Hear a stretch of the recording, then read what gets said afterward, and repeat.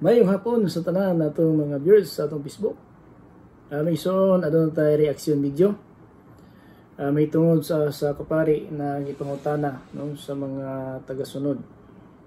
Ay pangutana na haleluya gitubag sa usa ka pari. Kaning pari nga si Darwin. Tama to ako kung tama ba ang tubag ato na yung taganong reaction video. Paminaw sa nato may ison. Nana by judgment dayon?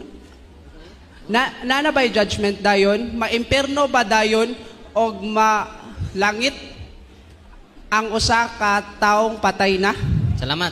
So doon na ba judgment right after sa kamatayon? Doon ay duha ka klase nga judgment. Individual judgment o general judgment. Muna yung official teaching sa simbahan. Ni kamatay na to, mo atubang ta og individual judgment. Na sa Hebrew chapter 9 verse 27. Ini kamatay sa tao, matubang siya dayon sa hukmanan sa Dios. Amen? So kung gagmay lang imong mga sa or nakapangayo, dako imong sa niya nakapangayo kag pasaylo sa Ginoo, nakakumpisal ka, dili nakaimpernohon sa Ginoo. Pwede ka maadto sa purgatorio. Ang purgatorio is temporal. Manamangutana ang uban nganong sa katapusang adlaw, wa na may purgatorio. Tungod kay ang purgatorio temporaryo. Ganun duha na lang mabilin. Tungod kay ang langit ug impierno may eternal. Nasabtan? So ang pangutana nimo, right? So wala ang ingon sa pari na duha. No, duha daw ang paghukom. May isuon ang paghukom una sa tanan diha pa lang sa pagsimba yuk manata sa Ginoo. Para sa mga Kristohanon na nag-aalagad, so di sa pagsimba isugdan na ang paghukom sa balay sa Ginoo. Nagingon ni Apostol Pedro sa unang Pedro kapitulo 4:17 na panahon na ang paghukom sa balay sa Ginoo. So mo na may isuon nga sa di pagsimba pa lang nahibalo ng Ginoo. Nahibalo ng Ginoo na kung kinatubog pangalagad kung sincero ba ta or kinatubog pangalagad pakitang tao lamang. So kabalo ang Ginoo niya na may isuon. Muna nga naay tama ang gingon ni Father Darwin na individual or duha, no? Duha ang matang sa paghukom. Doon ay final judgment. Muna may isuon na doon ay paghukom na karon pa lang sa pagsimba, gihukman nato sa Ginoo. Tungod kay di sa pagsimba gibasa sa Ginoo atong kasing-kasing. Muna nga pagkamatay nato, doon na lugar na ang ibutangan sa atua. Kung nagkinabuhi ta nga badlungon, so maadto ta sa dapit nga angay sa mga badlungon. Kung nagkinabuhi ta sa pagkamantarong, sama sa gingon ni Apostol Pablo, inigbiya na ko ning lawasa, tuan ako sa balay sa Ginoo. Naman ang gingon sa 2 Corinto 5 versikulo 8. Na masaligon kami na inigbiya namin ning lawasa, tuan na kami sa balay sa Ginoo. So ang final judgment kanang katong mga patay na dito may isu mo gawas na sa ilalom sa yuta, katong mga tarong ug daotan magsabay na sila. Mo na final judgment. So mo na maingon ni sa usa ka pari si Father Darwin na adunay hukom na yung ato na last final judgment. So katong buhi una ang mga patay matarong ug daotan atubang na sa hukmanan. Manang ingon ni Ginisos nagsuon niya ang uban mabuhi ngadto sa pagkahinupas sa silot, ang uban mabuhi ngadto sa pagkabusog nga nabuhi nga dayon sa Juan 5:28. So mo na may isuon. Now karon aduna si kisgutan nga purgatorio na temporary daw ni butanganan sa mga tao kung mga kalag o katong mga tao na nang naginulsol daw nagakumpisal. So kana may isuon nga gingon niya na purgatorio, dili purgatorio na. Gitawag na kalibutan sa makalag, dili purgatorio. Walay mabasa sa Biblia, walay purgatorio. Pero naay nakasulat ay isuon sa Lucas 16 ngadto sa 23. Kalibutan sa makalag, dili purgatorio. Bisan usaon ni magbasa sa Biblia, walay purgatorio. Pero naay gisulat sa Lucas 16:23 na kalibutan sa makalag. So mo na may isuon. Now, kini ato ang pagkinabi karon. Sa pagsimba pa lang daan na to, gihuk mo na tadaan. Sa atong pagkinabi karon matag adlaw, nakita sa Ginoo ang atong pagkinabi. Nabi sa asa tamo adto, bisang unsa atong gihimo, nakita sa Ginoo. Mabitaw na ang Ginoo nagalantaw sa tibok nga yuta. May isuon matud pa sa Salmo 53 kapitulo 2. Ang Ginoo nagasud-ong sa tanang tao ibabaw sa yuta kung dunay usa nga nangita kaniya o naibalo sa kamaturan. So muna may isuon ang ato ang sistema karon. Na pagkamatay nato, may isuon diretso na ta sa lugar na angay ka nato. Mabitaw nga isa Apostol Pedro nag-ingon na pagasugdan na ang paghukom sa balay sa Ginoo. Kanato, no? Kanato naman Kristohanon. Kung sa kita mga Kristohanon, pagsimba pa lang daan, kabalo na ang Ginoo kung unsay purpose nagsimba ta, pagitang tao ba lang ini na napugos ba lang ka, na imong mama, sa imong papa, napugos lang ka matug simbahan, pero kabalo ang Ginoo God nga imong pagsimba kontra gusto. Madiha bisa pa magsimba ta, kabalo ng Ginoo inig kamatay nato hasta ibutang. Sama kay Lazaro. Kung usa ka dato. Pagkamatay ni Lazaro, gidala sa anghel sa sabakan ni Abraham. Pagkamatay sa dato, gidala ngadto sa gitawag nagadilan mo kalayo sama ni ana. Mabito ko nang ingon sa Hebreo 9:27, human sa kamatayon hukom na. Ngano man, pagkamatay ni Lazaro, diretso siya dito sa paraiso sa makalag. Pagkamatay sa dato, diretso ngadto sa nagadilan mo kalayo. Muna ingon ni Apostol Pablo, human sa kamatayon hukom na. No, hukom na. Mabitaw na inig kamatay nato kung asa butang sa si Ginoo kay pagbalik sa atong kalag siyang kamot niya pa sa Ecclesiastes kapitulo 12:7 kay gikan man ta sa abog mobalik ta sa abog og ang espiritu kaning kalag mobalik sa Ginoo. Ug kana may isong pagkamatay Lazaro, klaro kayo didto siya sa paraiso kauban si Abraham. Pagkamatay sa dato adto sa gidla makalayo. Ingana may isong sistema nato. Mabitaw mangandam ta. Pero wala purgatorio, gisigutan ni Padre Darwin, wala purgatorio. No, wala purgatorio. Pero naay kalibutan sa magalag. So, siguro, sa ilangan na pag-translate na, igay mo ang purgatorio ang kalibutan sa galag, so ilangan na. Pero tinuod, naduha ang paghukom. Karon pa lang gihukman na ta. Sugdan ang paghukom sa balay sa Dios. But pasabot, kita mga Kristohanon, gihukman na daan ta samtang buhi pa ta. Gihukman na ta. Kani kamatay nato ato nagta sa lugar na angay ka nato.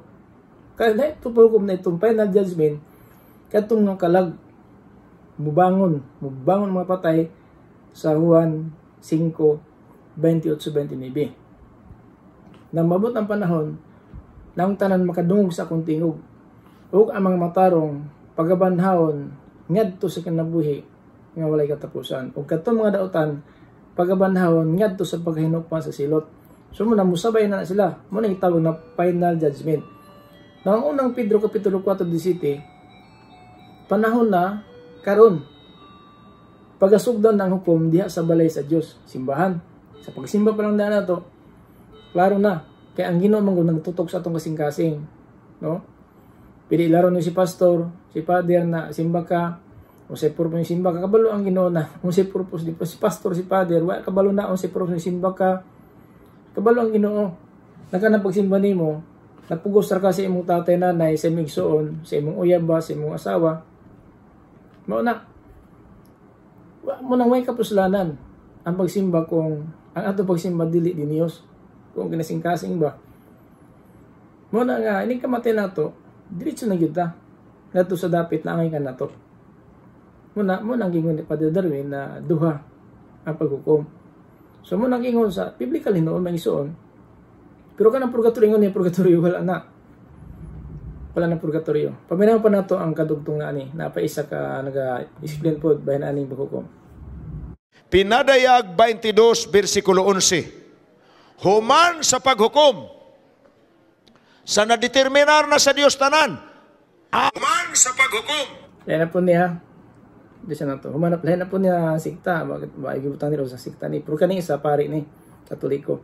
Kaning isa ba kabalo sa ni? Paminaw na to. Naging sumon. Sa nahukman na niya, nahibaw na niya, kinsay makadawat sa ganti, kinsay makadawat sa silot. ang pinadayag 22 bersikulo 11 mura ring nagtug-an nato sa pagkahuman sa paghukom. Kay unsa may giingon diri? Ang mamumuhat og dautan, pabuhatan na lang siya padayon sa dautan.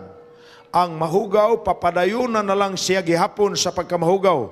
Ang matarong, pabuhatan na lang siya matarong. Ang balaan, papadayunan gihapon siya sa pagkabalaan. Unsay buti pasabot?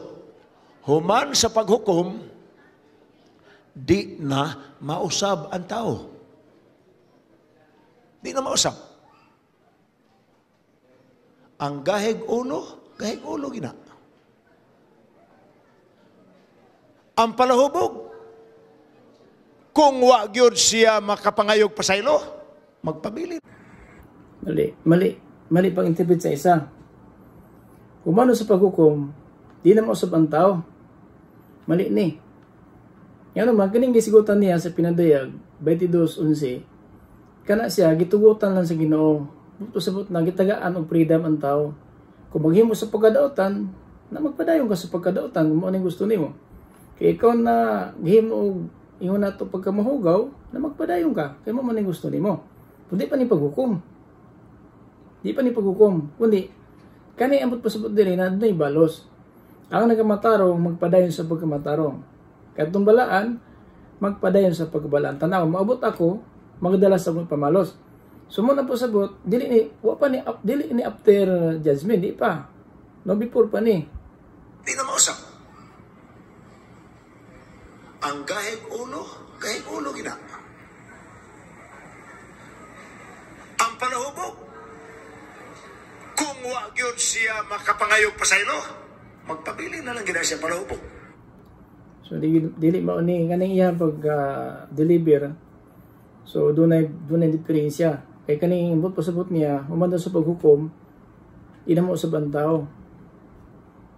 Pag abot sa paghukom, wa na taong maghimo pagbisag unsa kay human sa hukom, ilabay sa impyerno ang mga dautan, dalon sa paraiso ang mga matarong. So ano napin maghimo kay pag human sa hukom, wa na langit ang layuta.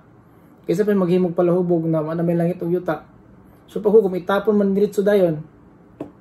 Inig abot sa paghukom, kadtong mga dautan ilabay sa impyerno. O kadtong mga matarong patong sa paraiso. So mali nang iyan na humanan ni sa paghukom. Mali nang iyan pag-ingon na humanan sa paghukom. Ang kriminal, kung wag yun siya maghinulsol, magpabili na lang gina siyang kriminal. Ang buti pasabot, humar maagkakita ganita sa panahon nga ang tao bisag unsaon na tog ampo, di na mausap. Delikado na. Basig human na ng iyang ngalan, gihukman. Hindi naman siya mausap. Ang pinadayag, 22 bersikulo 12, nagsulti na to nga ini ang 11 kanina, di na mausap ang tao. Unsa man ang 12? Tanawa, muabot ako sa dili madugay nga magdalas akong ipamalos sa pagbayad ngadtos matag usa sumala sa iyang binuhatan. So may but pasabot na kaning iyang pag-describe mali. Ngano man, mamuting balusan katong mga tarong, balusan sila og maayo. Itong mga dautan, ang balos sa dautan. So di pa to hukom. Nagadepende sa itong buhat karon. Kung nagkinabuhi ito sa pagkadautan, so doon ay balos yun. So di pa ni after kung after judgment, di pa before pa ni. Dili ni siya mali nang iyang pag-interpret. So mali ni siya. So ato lang itagang reaction video kay ngano man ning ani nga humas paghukom daw na di na daw mo sa bantaw. Kasi tungod kay paghukom, ilabay dito sa impyerno kadtong para sa impyerno. Ang kadtong mga matarong para sa gingan sa langit, dito sa langit. Kasi maghimog daw tanto na ang Ginoo. So mali ni. Di na tama na pagka-describe niya. Make sure. Kasi panahon sa paghukom, di basa ang pangalan sa basahon sa kinabuhi, ilabay sa impyerno. So muna lang hukom. Muna ang pasabot na sa ado sa pahukom, wa na langit wala yuta. Sa pinadayag 20, bersikulo 11, nga to sa 12. Wa na langit, wa na yuta, wa na dagat, tiya pa mo lang hukom. So kisa pa maghimo ano manghukom na pa napi palahubog. So what na? Kaya abot sa pahukom, ilabay sa wala ang mga kanding, mga dautan, sa tuo ang mga matarong paraiso. So wala maghimog dautan human sa paghukom, libre na tanan. Kaya ang katong mga dautan ilabay na sa impyerno. Mao na ang paghukom. Kita na last judgment. So tama ang gingon ni Father Darwin, nga doon ay paghukom na final judgment. So kani hukom ko ng simbahan, lahi po ni. Kita mga Kristiyano sa pagsimba pa lang daan nato, pag kinabay ng batang adlaw, kabalo ng Ginoo kung asa kay butang pumatay ta. Muna human sa kamatay hukom na mo dayon sa Pablo, human sa kamatay hukom na sa Hebreo 9:27. Human sa kamatayon hukom na nga naman pagkamatay ni Lazaro, diretso dayon sa sabakan ni Abraham, paraiso. Pagkamatay sa dato, diretso dayon sa kalayo, na buto sabot. Human sa kamatayon, ibutang na ka sa Ginoo kung asa ang para sa imo. Kung nagkinab sa pagkamatarong, ato ka sa paraiso. Nagkinabuhi ka sama sa dato, nabuyong lang sa mga kayamanan, bay panahon sa Ginoo, ato ka sa kalayo. Sumali ni iyang giingon na isuon. Muna nga, inigbalik ni Kristo, humana ang paghukom. Magawa, inigbalik ni Kristo daw, humana ang paghukom. Ang pagka ni Kristo, aron paghukom. Paminaw na to sa Mateo. Diri sa Mateo, may suod 25:31 ngadto sa 32-33. Ang kalayan siyang gingon. So layo kayo. Ato na ni-plini para may balaan ninyo kung tama ba? Ayang gingon. Na pag-abot ni Kristo human ang paghukom. So baliktad. Paminaw na to ang 25:31-33 sa Mateo. Kung tama ba yung gingon? Kapag ako na anak ng tao ay dumating na bilang hari, kasama ang lahat ng anghel, uuupo ako sa aking dakilang trono. Titipunin ko sa aking harapan ang lahat ng lahi sa mundo. Pagbubukod-bukurin ko sila, tulad ng ginagawa ng pastol sa mga tupa at kambing. Ang mga tupa na walang iba kundi ang matutuwid, ay ilalagay ko sa aking kanan. At ang mga kambing na walang iba kundi ang masasama, ay ilalagay ko sa aking kaliwa. May po naman isuon. Tagalog lang ni. Okay. 25 ngadto sa 31 ngadto sa 33. Ug inikabot sa anak sa tao diha sa iyang himaya, ug ang tanan manulunda uban kaniya siya mulingkod diha sa iyang mahimayaong trono.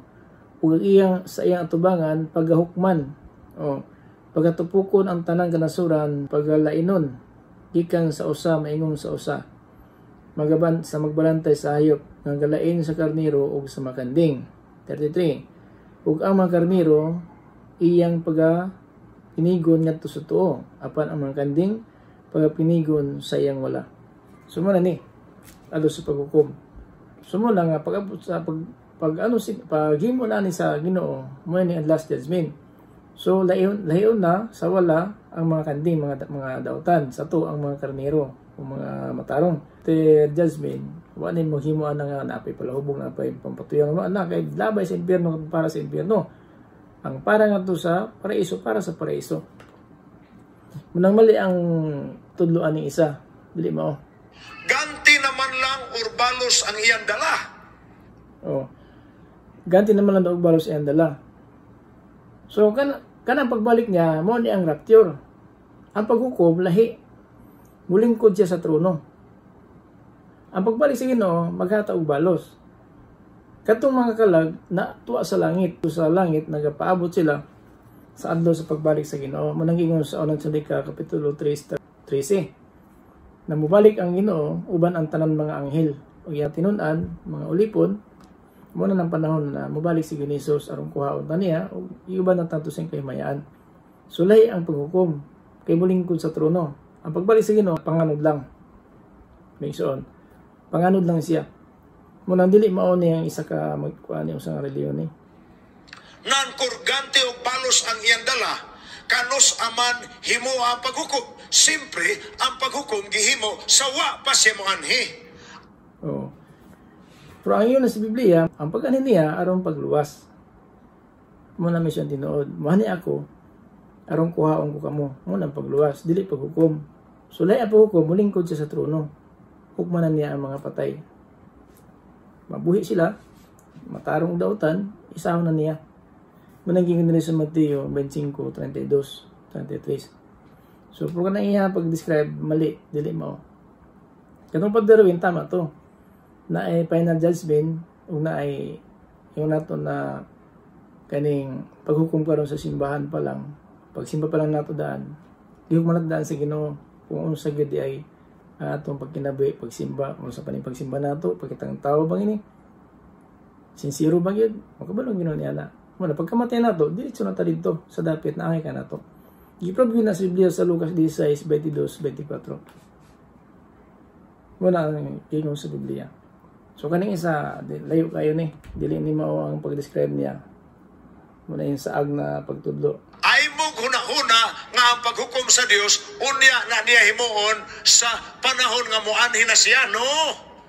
Dunay kalihukan sa langit sa paghukom. Higala, ang hukom sa Dios kinsay maluwas kinsay dili gibase sa binuhatan sa kada tao.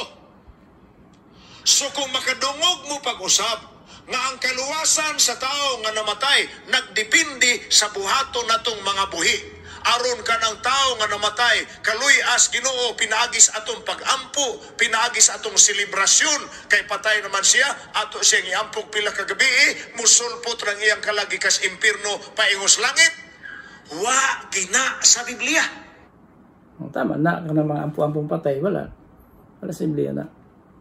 Pero kanang ingon niya na, pag anong ingon ni Jesus, tapos na paghukom. Human sa pagbalik sa Ginoo, gihukman na ang tao. So, hukom na sa espiritual. Papilabot ang lawas. Papilabot ng lawas. Kaya ang lawas na to, mabiling pa ni siyota. Pero ang kalag na hindi kamati na to, diretso na. Muna nga, makadawat na to sa ganti na to. Nang inig kamati na to, ang kalag na to, isipin na sa Ginoo. Pero kaniya kung ang describe diri, pipurmahin Ginoo daw, naghukom na. So, depende sa paano sa nga paagi. Kaya karon pa lang, ang atong kalag, sa atubangan sa Ginoo, kabalo na ang Ginoo kung asa tayo butang. Nung bitaw na, sa pagsimba pa lang, nahibalo na ang Ginoo. Kung sa purpose, nagsimba ta, sincero ba ta, talagang pakitang tao lang, kung para lang magpakita tanga kita na ay Diyos, pero tinuod sa atong pagkinabuhi, iyok man natadaan. Dahil itong pahukom, nadala na ang lawas nga, ilabay sa impyerno. Pero kani, ang kalag nato karon, gita na daan sa Ginoo, kung asa ibutang, kung mamatay ta. Nung bitaw na, nagadepende sa atong buhat. Hindi kamatay na ito, mukuyog ka na ito ang buhat. Mananging kong sa Pinadel 14:13. Bulahan ang mamatay ka rin nag-alagad sa Ginoo. Bulahan kayo naging mga espiritu, makapahuli na sa mga paghago, ug ang mga bawat mukuyog ka nila. Muna, espiritual na paghukom. Ang kalag pa nato karon ang gitanaw sa Ginoo. Kung asag ibutang, ini kamatay na ito. Pero ang lawas to, balik sa yuta, kadto ang last final judgment, dala na ang lawas. Ilaban na sa impyerno. So muna nga, sa itong kinabuhi karon, nasayo ng Ginoo. Kining kalag nato, kining kamatay asa ibutang. So karon pa lang, ang unang giyukman atong kalag, kung saan atong balos. No? Kung magkinabuhi ang atong kalag karon, dapat sa lawas na matarong, so matuta sa dapit, nga para sa makalag, nga to sa paraiso makalag. Ang lawas na balik sa yuta, pero balikan na to na. Pero dito na sa pagsulod sa kay maya sabi nga Diyos. Mao na ang gingon sa Biblia na karon ay kamatay nato dito sa balay sa Ginoo. Mao nang gingon sa Pilipos 1:23 ay sa Pablo nga adunay pag ilog sa akong kinasuran. Butkan mo biya sa lawas aron man ako sa balay sa Ginoo. Mao na karon pa lang kalag nato yuk man na daan sa Ginoo asa ibutang ni kung mamatay ta. Na lawas nato lawas ug kalag mo na final judgment, lawas ug kalag na kabay na sa impyerno kung daotang yun atong pagkinabuhi. Mo nang ini kamatay nato, hukom na. Hukom na. Yan naman, ibutang gadto sa paraiso, ibutang gadto sa nagilang magkalayo. So mo na atong kinabuhi ng ison. Salamat kayo, election video lang si kaning manggod pastor siguro ni, pero katolikong isa. So nay puntos ang katoliko. Spider-Win. Na si puntos diha nga mao nga ilang video. Na yung final judgment yun. Katong apin na lawas. Lawas og ang kalag. Pero karon ang kalag nato spiritual gihukman ang taas. Sa pagsimba nga paano na hukman kita paghukman sa balay sa Ginoo. Sa pagsimba pa lang di ay kabalong Ginoo ning kamatayan nato kaning kalag nato kung angayan ba musulod ngadto sa iyang kahimayaan. Kaya dito man ta i-receive man ta dito sa altar.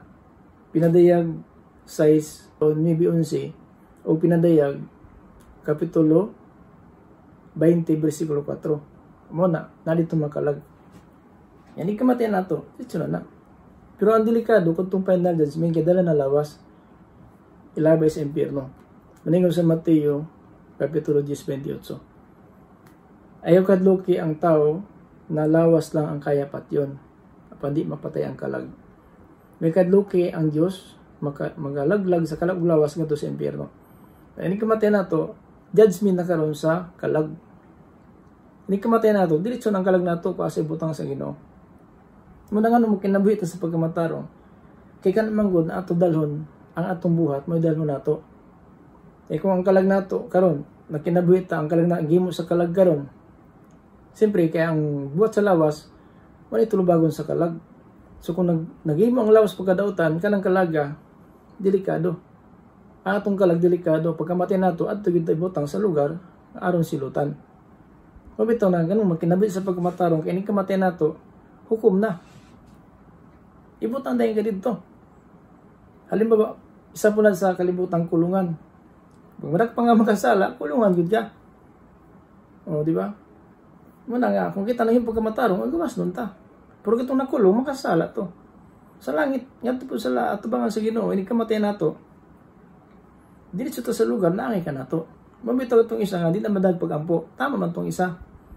Nga bisan pagampuan ta di na mosulbong gikan sa impyerno tong kalagpadong sa langit di na gyud nga di na gyud pwede may ison gikas impyerno paingos langit wa gina sa Biblia kung do na may malangit dili tungod sa pangabudlay sa buhi para anang patay na dili kung do na may malangit tungod kay ang patay human husgahi ang iyang kinabuhi nakita nga tumutuog yun siya sa Dios bisag nakasala siya apan gidawat niya si Kristo nga iyang manunubos.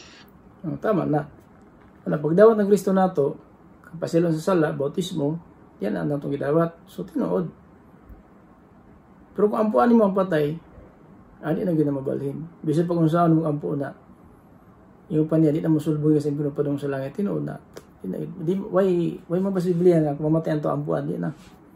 Human sa kamatayan hukom na. Di madag ampo na. Bisa pag 40 kagabi naisiyam kagabi tulog gabi unsa pa na napaday unsa pa nga mga kuan nila tulumanon man ana. Salamat kayo sa verse na to. Dali nga sa katapusan. Kasi video lang ni. So naatay makutlo. Mangandam lang ita. Mana bulahan mamatay karon nag-alagad sa Ginoo. Yan kamatay nato mukuyo mo nang buhat. Kaya ni mo sa lawas mo na itulubagon sa kalag. Muna yung kamatay nato, ang kalag nato, mato na sa dapit na angay sa iyang padulngan. Bisag unsa pa yatong sa kalibutan, pagkamatay nato hukom na. Hebreo 9:27. Human sa kamatayon hukom na. Ini kamatay nato, makita nato ang lugar alang kanato. Muna maniguro ta. Kaya mamatay ta ang alagad sa Ginoo.